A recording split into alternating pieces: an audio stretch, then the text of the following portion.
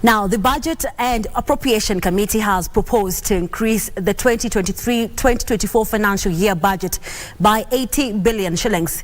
If adopted by Parliament, recurrent expenditure will go up by 56.4 billion shillings, while development expenditure will increase by 24.2 billion shillings.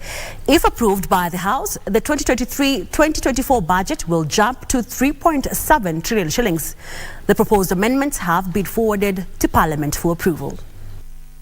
On Thursday next week, all eyes will be on National Treasury Cabinet Secretary Njuguna Ndung'u as he delivers his first budget statement before Parliament under the Kenya Kwanza administration.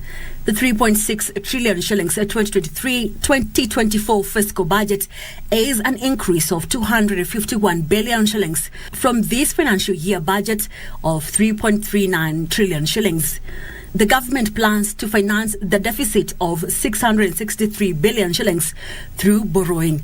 The National Treasury plans to spend 2.5 trillion shillings on recurrent expenses and 769.3 billion shillings on development.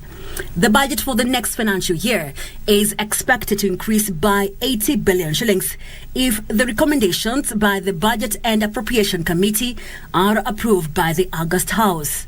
A report by the committee has recommended a net increase in current expenditure of 56.4 billion shillings and a net increase in development expenditure of 24.2 billion shillings.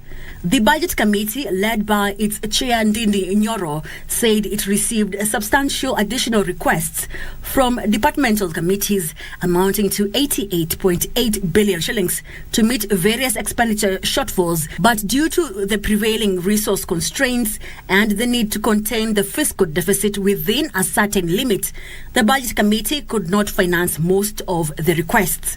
The committee recommends to the House to approve the budget estimates for the national government, 23 billion shillings for the judiciary and 41 billion shillings for Parliament for the fiscal year 2023-2024. With regard to revenue, the committee noted with concern that the revenue target of 2.5 trillion shillings is quite ambitious, taking into account the downward revision of GDP growth projection and that ordinary revenue grows at an average of 10%. The committee noted that the reduction of the fiscal deficit from 5.7% to 4.7% is premised on the ambitious projection in tax revenue collection, adding that if the revenue collection target does not materialize, it will necessitate a downward revision in expenditure through a supplementary budget.